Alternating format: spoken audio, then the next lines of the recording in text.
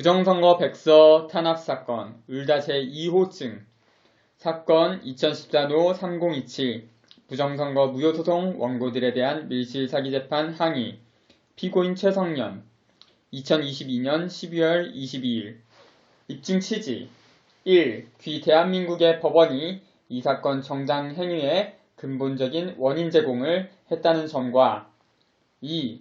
법원이 본건의 리해 당사자인 점을 증명하기 위한 증거이다. 보충 내용 을다 제1호증 중 을다 제1호증의 2.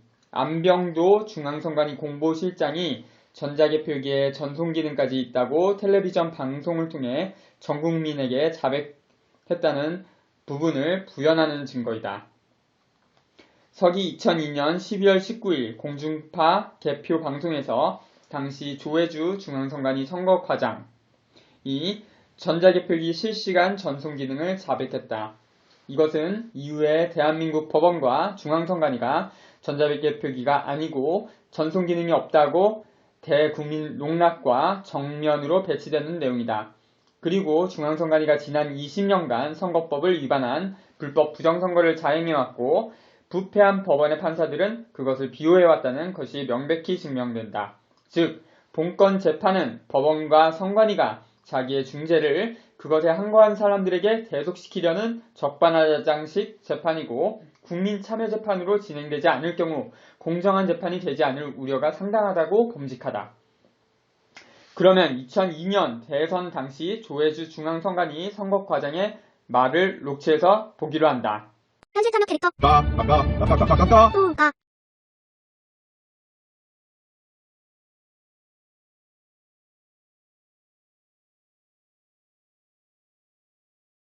조혜주 선거과장을 만납니다. 조혜주 선거과장 안녕하십니까? 안녕하십니까? 네. 투표율이 상당히 저조해요. 전반적으로 예, 지금 개표가 어떻게 진행되고 있습니까? 예, 현재 그 개표는 순조롭게 개시되고 있습니다.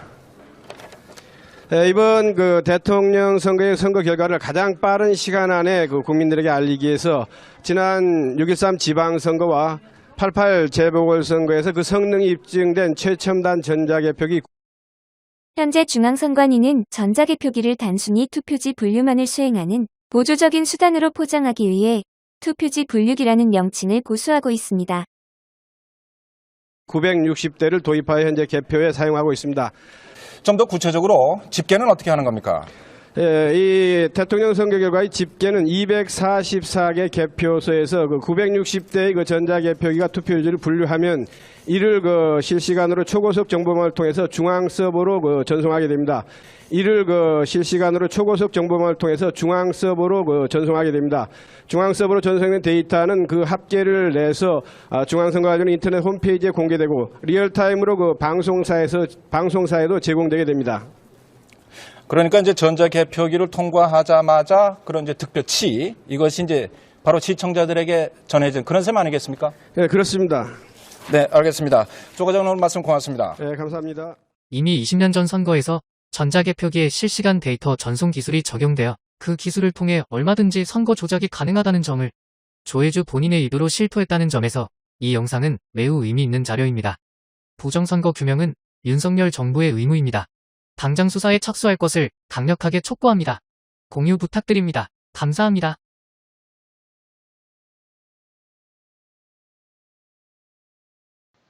공직선거법 제178조 제4항을 살펴보기로 한다. 4. 누구든지 제3항에 따른 후보자별 득표수의 공표 전에는 이를 보도할 수 없다. 다만 선거관리위원회가 제공하는 개표 상황 자료를 보도하는 경우에는 그러하지 아니하다. 개정 2002년 3월 7일, 2014년 1월 17일 선거의 후보자별 득표수는 각 개표부 선관위 위원장의 공표 후에 그 결과가 확정된다. 그런데 그렇다면 이 공직선거법 제178조 제4항은 되지 않는 내용인데 이것 역시 조혜주가 말하는 전자개표기의 실시간 전송 기능 존재를 암시한다.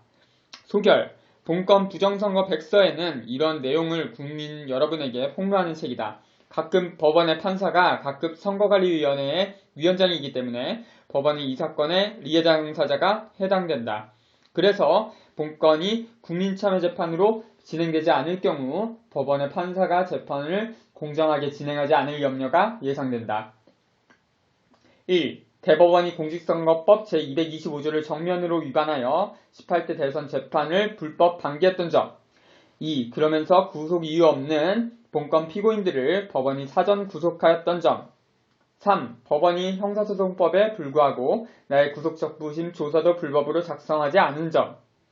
4. 본건 원심 법원이 형사적 법정 모욕죄를 국민참여재판 없이 징역 6월 이상 선고했던 점. 5. 기현 재판부가 본건 피고인들이 필요적 보석 대상임에도 불구하고 1년 만에 석방한 점. 6. 법원이 선거무효소송인단 사무처장이었던 나를 아무 증거 없이 유죄 판결하였던 점 등등등을 보았을 때 그러하다. 따라서 본건은 형사소송법에 의해서 공소 기각되어야 하고 그러지 않을 경우 필히 국민참여재판으로 진행하기 위하여 원심 법원으로 파기환송되어야 한다. 끝. 대한민국 서울고등법원 제3형사부 기종